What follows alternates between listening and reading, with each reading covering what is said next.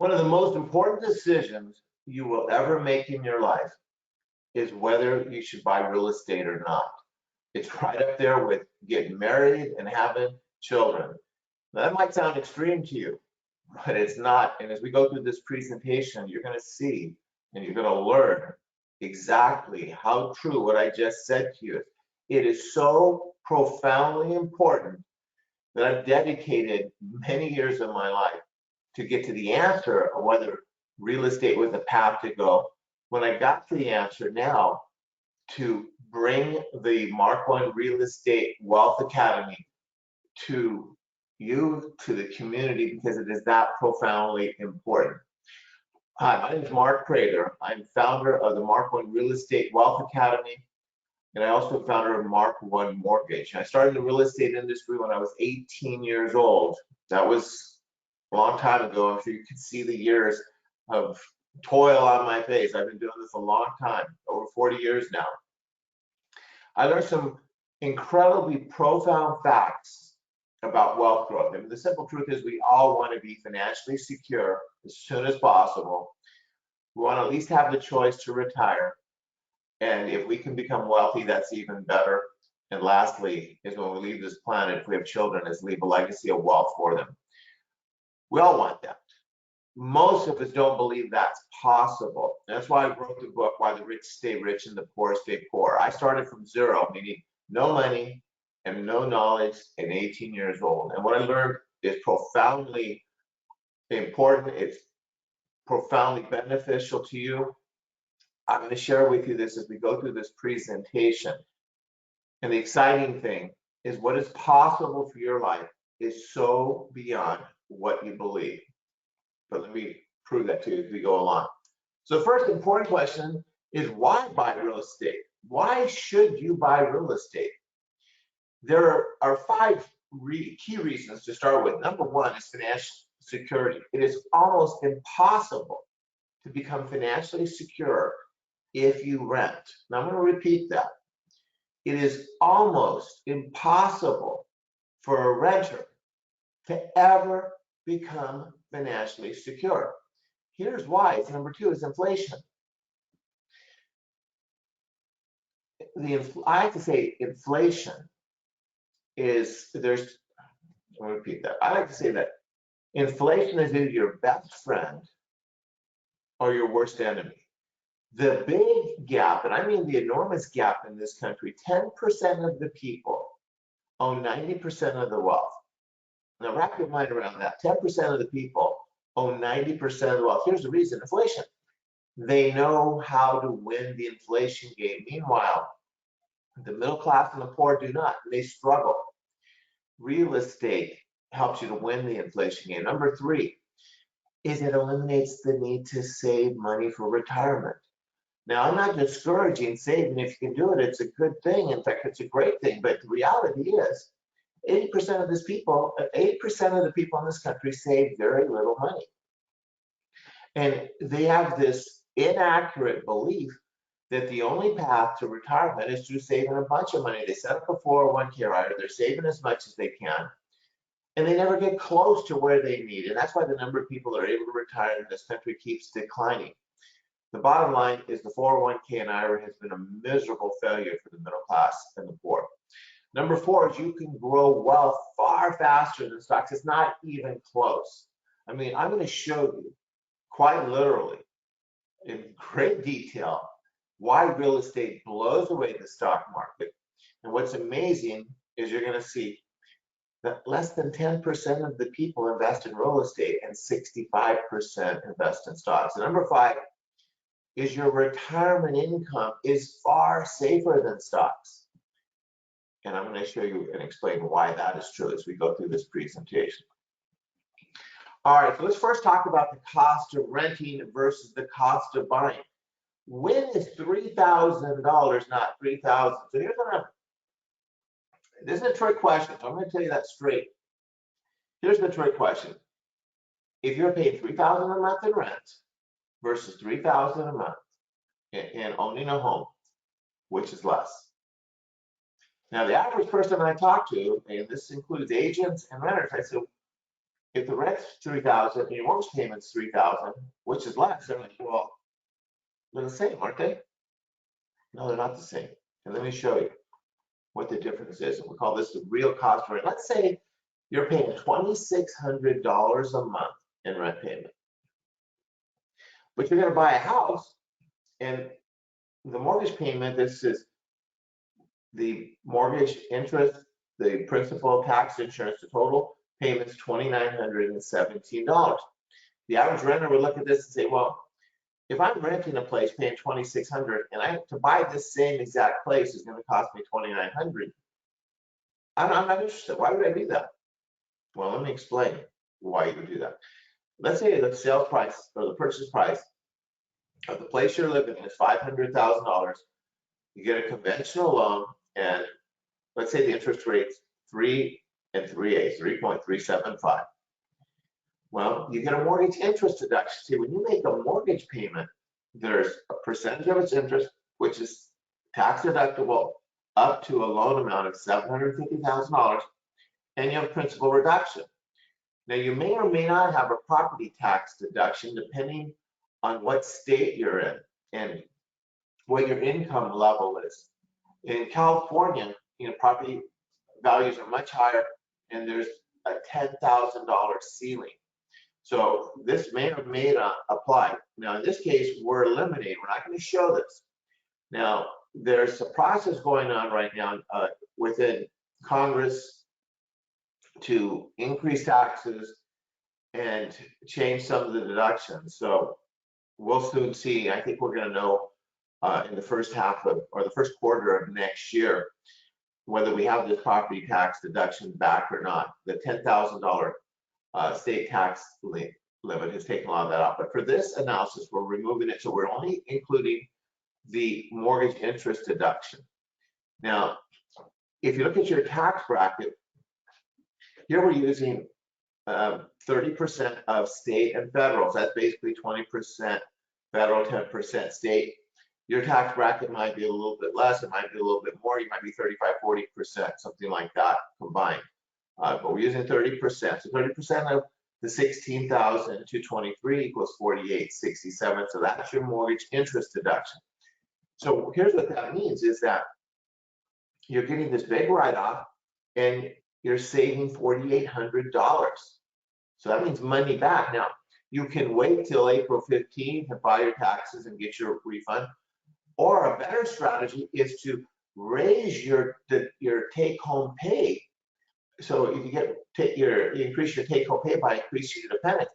You want to sit down with your accountant or your CPA and analyze that. But if you divide this by 12 months, we're basically talking about $400 a month that you can increase your take-home pay. So all of a sudden, that house payment is more affordable because you basically got a pay raise of $400 a month. Next is your mortgage principal reduction. As you're making payments, your loan balance is going down. The property value is probably going up. So what's happening, mortgage balance going down, property value is you're creating wealth or equity. So when you make a payment, that percentage of it that is principal reduction, and with interest rates at these all-time historical low levels, a big percentage of it, about 35% in the first year, is principal reduction, which means that's not lost money. See, when you pay $3,000 a month for rent or $2,600 a month for rent in this scenario, that's 100% lost money. It's just gone forever.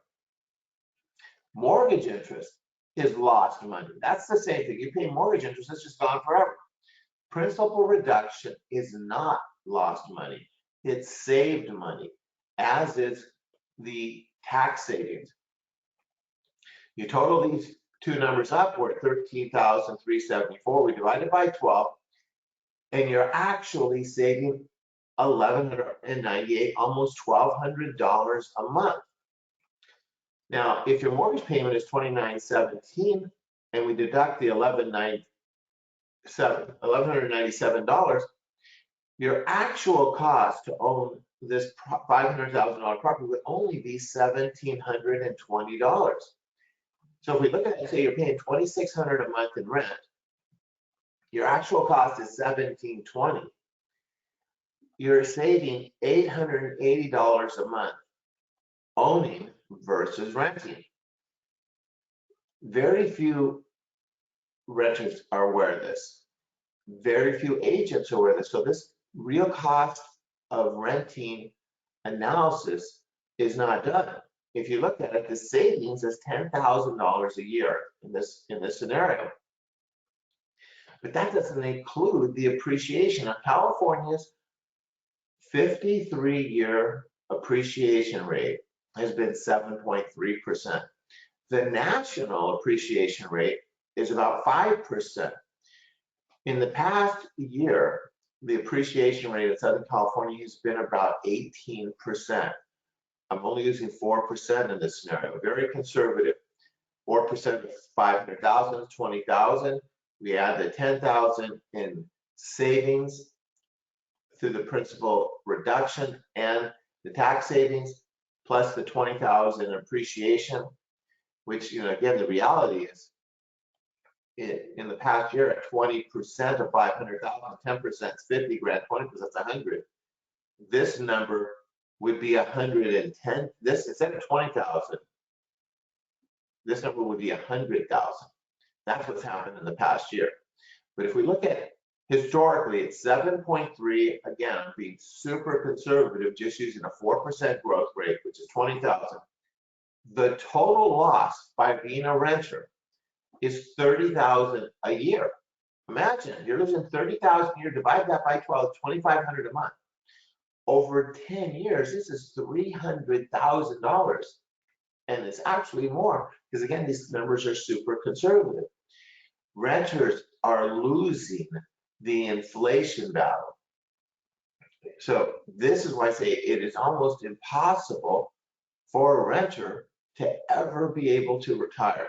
Now, let's take this analysis of renting a little bit further. If in here, what we're going to talk about, we're going to do an analysis of stock and rent. So I want you to look at this. Let's say we have $120,000 that is invested in stock. Now, you put $120,000 to buy Google stock or Amazon or whatever, you get stock certificates or $120,000 worth of stock for your $120,000. Let's say you average a net of 8% return per year. Now, I say net because to end up at 8% net, if you put money in a 401k or IRA or a money manager, these people don't work for free. You're going to have to pay 1.5%. So you actually have to have about a 9.5% return in your retirement account to net 8. So my point is, in this demonstration here, I'm slanting the deck in favor of stocks and against real estate. So because you can't live in your stock certificates, you got to live someplace, right? So rather than be homeless, you're paying rent $3,000 a month. The rents are going up 4% a year. California's average rent increases have been 4% statewide. Now, LA and Orange County much higher than that. Now, Riverside and San Bernardino have surpassed LA and Orange County, but we're only using 4%, so that's a conservative number. In 30 years, you'll have $1,207,000 in stock, which is tenfold growth. It's pretty fantastic. But you would have paid over $2 million in rent over 30 years because of rent inflation. Renters are actually losing money every single day. They're going backwards and they don't even know it. You can see over that 30 years, the renter would have lost $811,000, and that's at an 8% return. Now let's take the same scenario, $120,000, but now we're buying a $600,000 property, which is 20% down. Now, you don't need 20%. In fact, if you're a first-time buyer, you can buy with no money down. There's all kinds of debt payment assistance programs. But trying to create an apples and apples comparison here of $120,000 in stock versus $120,000 in real estate. Now we have an asset worth $600,000, not $120,000. So it's dramatically superior to the stocks. Huge advantage there. Second huge advantage, though, is you have a tangible asset, meaning you have land and you have a structure, so you can live in it. So either you can live in it or you can rent it. That's called a utility value. Stocks and other assets do not have a utility value. I like to say the utility value is the secret sauce to real estate. It's the competitive advantage that makes it impossible for other assets to compete with real estate. Now, let's say the real estate only goes up 5% a year, not the 7.3 historical average, but only 5%, much less than stocks. So this is where a lot of financial planners say, well, look, the S&P 500 has gone up about 8% for the past 50 years. Real estate on a national level is 5%. Stocks are better than real estate. Wrong, because there's 5 economic benefits to real estate. So I'm going to show you how radically superior real estate does over stocks. So let's say your mortgage payment, principal, interest, tax, and insurance, $32.79. In 30 years, the property's worth over $2.5 million. The reality is going to be closer to $3 million or more. You have paid $1,180,000 in mortgage payments, tax, and insurance compared to $2 million in rent. Here's $90,000 for like carpet and paint for the property through the years. Your net profit is $1,322,000 in this scenario. So the utility value is the combination of these two numbers. So if you take a negative 811 and a positive 1.3, the utility value of real estate is worth over $2 million. Now let's say you're a homeowner and we turn your home into a rental. All the same numbers, except for now we're collecting $3,000 a month in rent. Bumping at 4% a year in increases. Now, if you look here, we have our expenses, and the reason the expenses are slightly different is that we move some of the expenses down here, and the operating expense will be in here, like the insurance. But with this rental, the property value is now $2.5 million. You subtract some of the expenses, like the principal and interest expenses there. And then we have the rental income. Now this $3,000 at 4% growth over 30 years is we've collected the $2 million. So instead of paying the $2 million, we've collected the $2 million. We've pumped up the expenses because we have a property manager, we have a vacancy factor, we have a little bit extra expenses in there as far as maintenance on the property. So these are, again, conservative numbers. The net profit in this very conservative scenario is over $3 million compared to $120,000 and $600,000 on property, net profit $3 million, $120,000 in stocks at 8%, $1.2 million. The reality is real estate will grow wealth at 3 to 4 times the speed of the stock market consistently. And it's because of these 5 economic benefits of real estate that I mentioned. Now I'm going to show you the 5 economic benefits in a quick little poker chip presentation that I do, which makes it much simpler for people to follow on. So let me adjust my camera and the screen here. Okay, now here's what I'm going to do. I'm going to move this down. Okay, and let's see. Okay, there we go. All right. Now I'm going to do this little poker chip illustration now. First, the red chips right here represent your money. So let's say we put $1 in the bank and we get 1% interest. So $1, 1%, or 1 cent. Now, the reality is, truth is, you're not going to get 1%. I opened up a new account the other day at the bank and it was like 0.28. So it's way less than 1%. But for simplicity, is we're going to just make it 1%. So $1, 1% equals 1 cent. Now, here's the problem with putting money in the bank. 1 is the interest you're going to get, or the earnings is super low. 2 is you're actually losing money because inflation is historically run, over the past 100 years, has been about 3% in this country. Right now, it's running closer to 4.5%. Nationally, in Southern California, it's higher than the national appreciation because of the cost of rents and housing and that. Third, and here's why I created the poker chip, and this is the big blind spot that most people have, is this is called linear wealth growth, meaning you're only making money on your money. You're making money in a straight line. You're never going to get financially, forget about wealthy. You're never going to become financially secure with linear wealth growth. Now, say we put another dollar in your 401k or IRA and you make 8%. So here's 8%. Here's 2, 4, 6, 8. Way better than the bank. But let me tell you the problem of trying to save your way in a 401k. And believe me, when I was young and I started saving my money, I was dividing my money literally between saving in an IRA and investing in real estate. And this is how I learned all of these functions. It wasn't through reading books or seminars, believe me. But here are the problems with 401k. 8% sounds great, but here's what's not so great.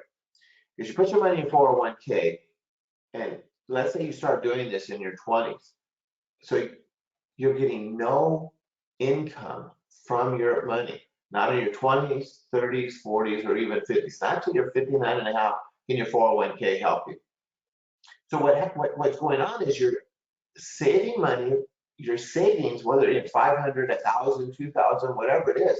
You got this mindset, I gotta save all this money.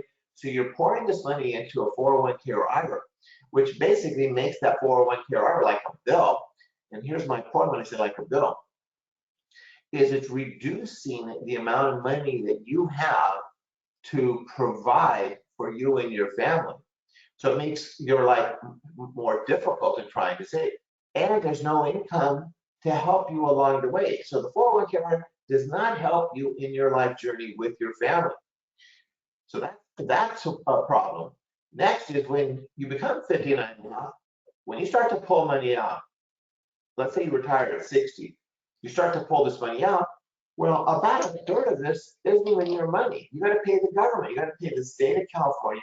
You got to pay the federal government. So you're paying all these income taxes that are coming out of this. So this money is a big chunk of it. Here's about a third of it is the government. So this is what is really yours. But again, here's the worst part, is it's linear wealth growth, meaning you're only making money on your money. Now let's compare this to real estate. Let's say we take another dollar. So just like stocks, just like the bank, and we buy a $10 property. So here's 10% down, $1. Here's 9 chips. So we borrow 90% from the bank. And again, if you're a first-time buyer, you can get in with no dollars. But for apples and apples, $1, $1, $1. So you buy a property, you get 90% loan to you from the bank. So you have this $10 asset. So where do you think you're going to make more money on? $10 asset or $1? Well, it's pretty easy. You're getting this massive head start. So instead of starting at 0, you're really starting here at 10. Now, here's the first economic benefit. This is called leverage. So you're making money. The growth on the property or the investment is not just on your money, but it's also on the bank's money. What's amazing is you can buy a property with little to no money, and as it grows about, you're making money on the bank's money. But the bank, the reason is because the bank's not your partner. You have a contract, meaning a loan with the bank, and you're paying them interest at ridiculously low levels. But you have very little invested. The bank has a ton invested, but you get 100% of the profits. Now, there's 5 economic benefits. That's the first one. All right, the second one is appreciation. So if we look at appreciation, here we use 8% growth in stocks. Let's say it goes up, real estate goes up 5%, which is the national average, not the California 7.3.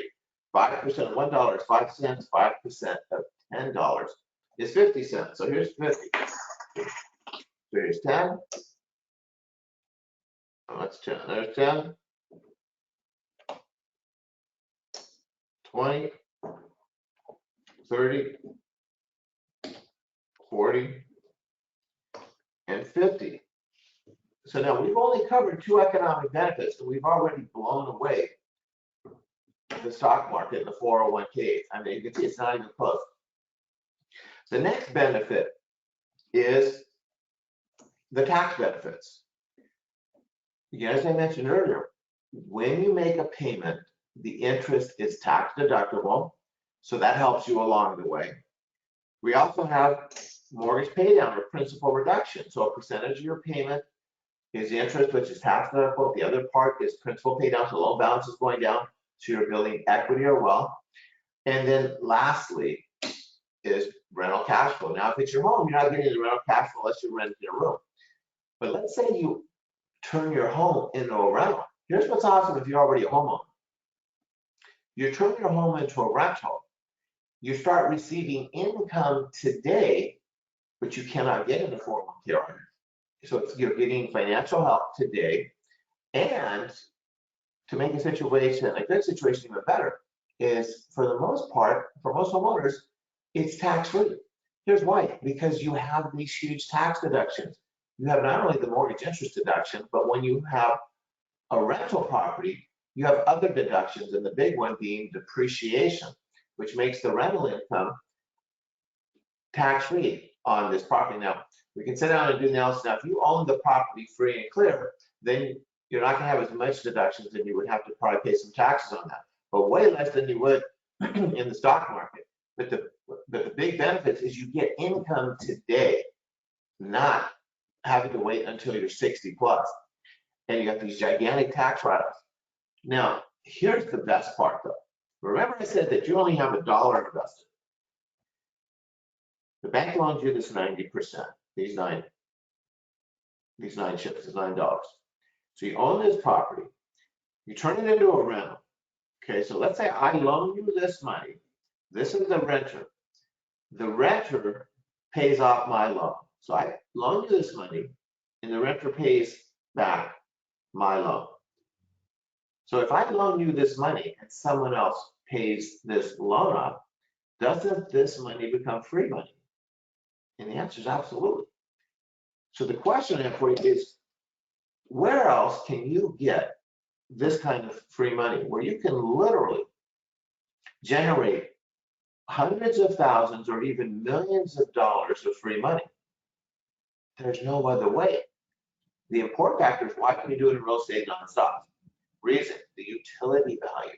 So you're starting to graph the power and significance of real estate. 5 economic benefits, making money 5 different ways simultaneously, and this utility value advantages over every other asset class. Now, let me ask you a quick question here. How much free money should you generate for you and your family in your lifetime? You know the answer, right? As much as possible. All right, so let's go back to the PowerPoint. Okay.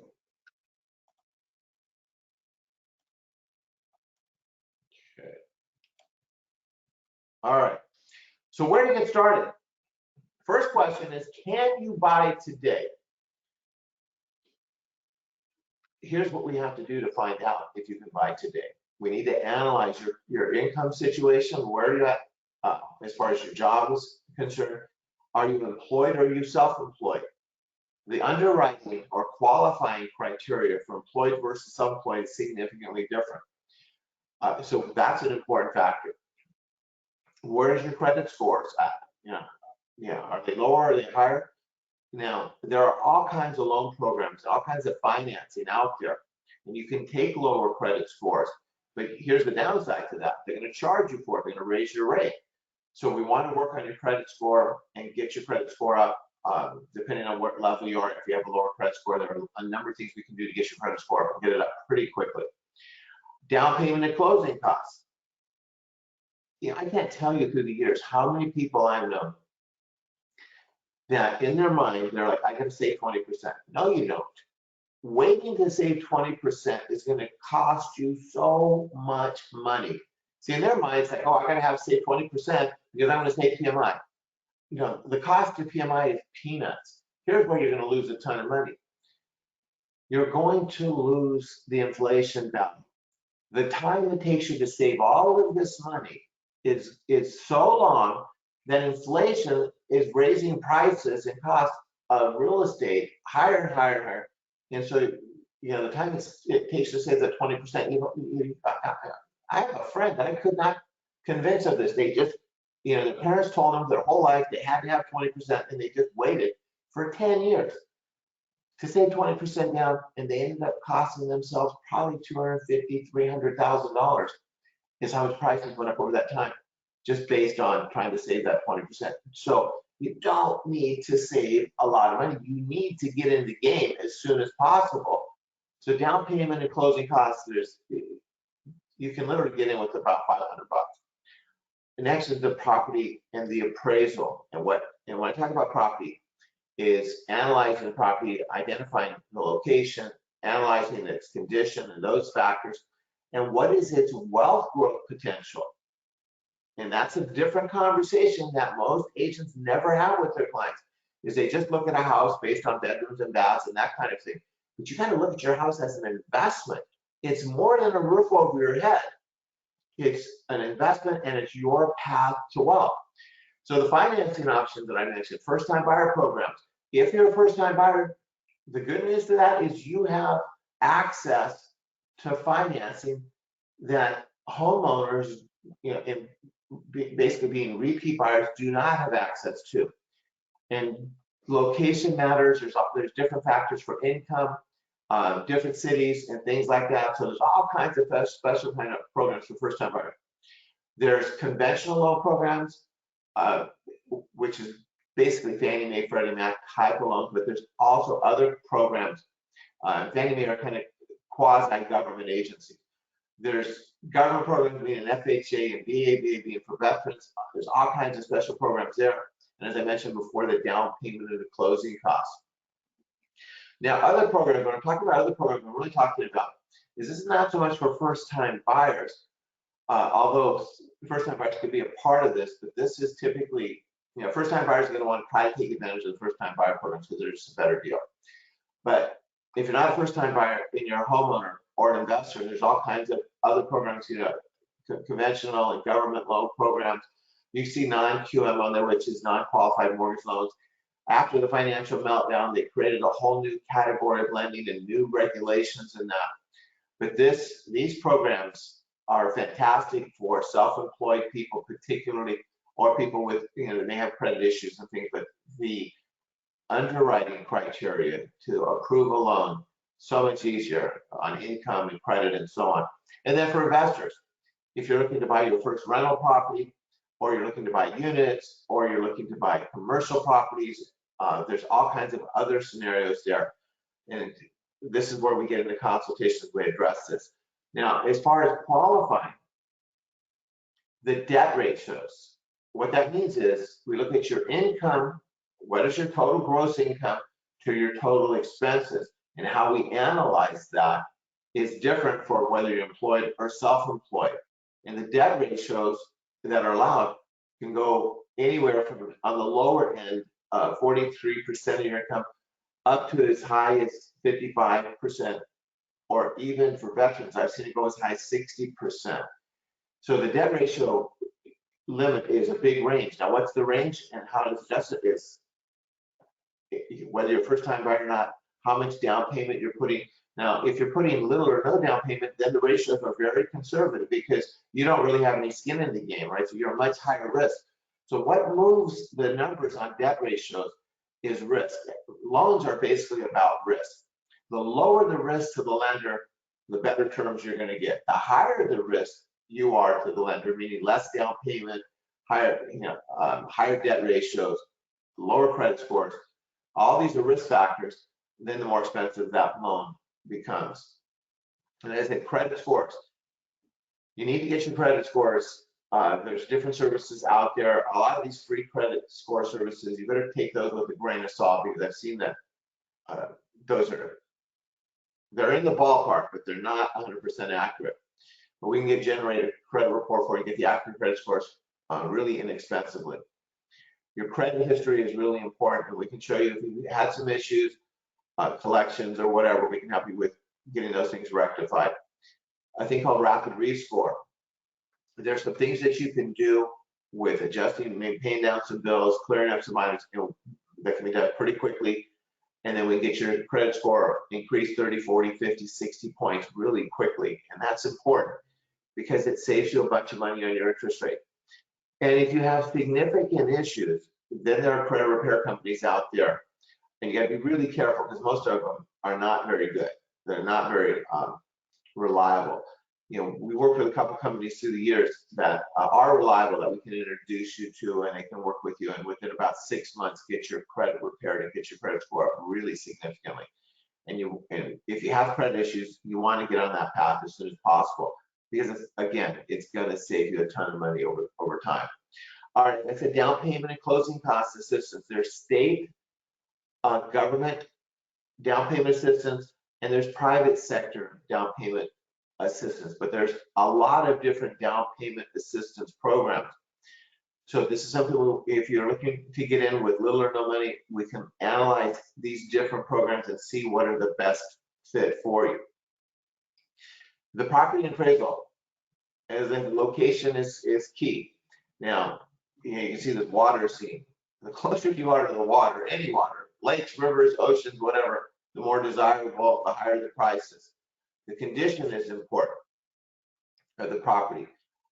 Most people want a pristine property, but I'm going to tell you there's a price for the pristine. Since everybody wants the pristine properties, those are the ones that sell for the most. Fixer-uppers, I'm a big believer in getting a fixer-upper because you're going to get a much better price for it because there's less competition, which is going to create greater wealth for you over the long haul. But you want to get your property inspected, and so you want a reliable inspection service and get you a full written report. Don't ever buy real estate without an inspection. You want to know what the cost of the repairs are. So when you get that inspection report and you look at this, make sure you have someone that is reliable to get you some detailed cost estimates. And then the appraised value. The property doesn't need to appraise for its value. See, here's the issue with, let's say you buy a property for $500,000 and it appraises for $475,000, and you're asking, should I buy this or not buy this? Here's the hard part with appraisals, and especially like over the last year. When values are going up so rapidly, see, appraisers are looking backwards. They're not looking forwards, they're looking backwards, and they have to rely on data. And when prices are going up significantly every single month, their data typically is 90 days old, 60, 90 days old, and that's why a lot of them trail. But appraisals are relevant for sure. So I'm not discouraging you getting an appraisal. It's a good thing, but you got to look at it as it's an opinion relative to the market backwards. And the other thing is always remember an opinion. We all have one, right? So every appraiser has an opinion, and some of these appraisers, you want to make sure you have an appraiser that's a local. We had a scenario where we had that this appraisal management company assigned this appraiser that was 100 miles away from the property and just did not know that marketplace, and it was a complete waste of an appraisal. It just didn't know the market, and he tried to rely on data, and that data is it's important, but it's not all of it. You have to know the local market. All right, next, selecting a real estate agent. Not every agent is the same. This is so important to you. How much do you value knowledge? When I was younger, I didn't really appreciate the true value of knowledge. Your knowledge is critical. This is why I built this Mark I Real Estate Wealth Academy. The things I learned are life altering. We can get you on the path to growing your wealth rapidly. And there are other strategies that we can show you how to get financially secure, retire early if you want to, build massive amount of wealth, all on autopilot without saving money.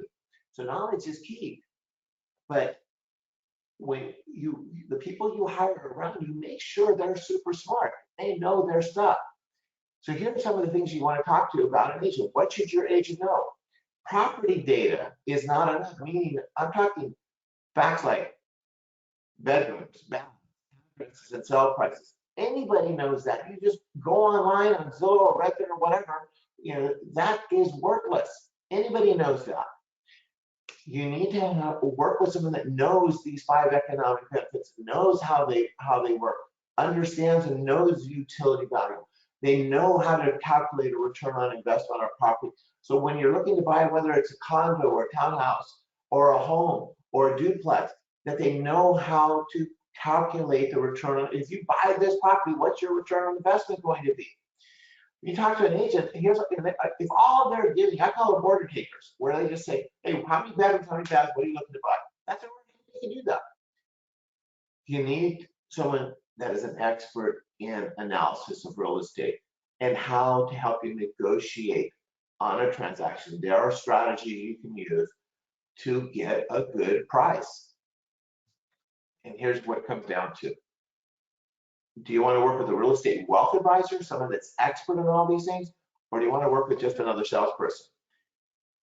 Every field has salespeople, and most of them live in this product data world. They just talk about product. They don't have a real level of expertise in the products they're selling. A real estate wealth advisor, if you don't have one, we can help you connect you with a real estate wealth advisor. The next thing to get started is we need to get into a consultation. We can do it in person or online. In person is way more fun. I'd love to get to meet you, our real estate wealth advisors. Would love to meet you in person, or we can do an online meeting to review your objectives and what is possible for your life. This is my book, Why the Rich Stay Rich and the Poor Stay Poor. It's on Amazon, and you can learn in great detail of what we're doing here and the education. But here's why the rich stay rich and the poor stay poor. Number one is belief. 90% of the people never change their life circumstance. Poor stay poor, middle class stay middle class, and rich stay rich, all for the same reason. That's where they believe they belong. Without belief, all's lost. You're never going to advance your life. You don't believe it's possible. Next is know-how. That's why we built this wealth kit. Spend the time to learn these strategies and learn these dynamics. But know-how without taking action is no good. Most people don't take action. The reason they don't take action is because one and two, they don't believe their life's ever going to get better because they don't know how to make it better, so they never take action.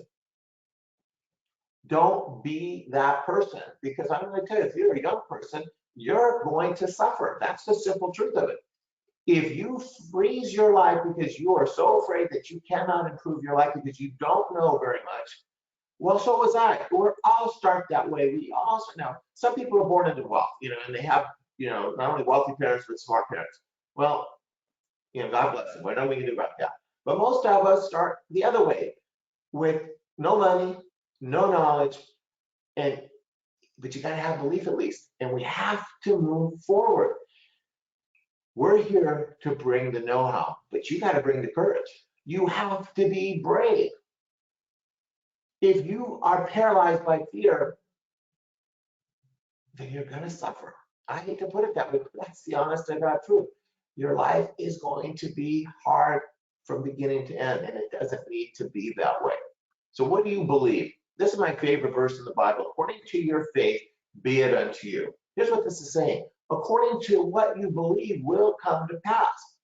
I'm going to take my favorite verse in the Bible because I've learned how true it is. If you believe and pursue, you will achieve. You have to believe, you have to pursue, you have to seek that better life. You have to stay after it, and you will get there. I'm Mark Prather, founder of the Mark One Real Estate Wealth Academy. Mark One Mortgage. This is Renee Jack, my VP. We're available for you. You can go to our website, markonewealthacademy.com, to learn more. We're here to help you get your financial life on track. Real estate is not just shelter. You can rent shelter. Real estate is about wealth growth. It's about financial security. It's about being able to retire early, and it's about being able to leave a legacy wealth. I hope this presentation has been helpful to you. And I really hope I get to talk to you soon. Have a great time.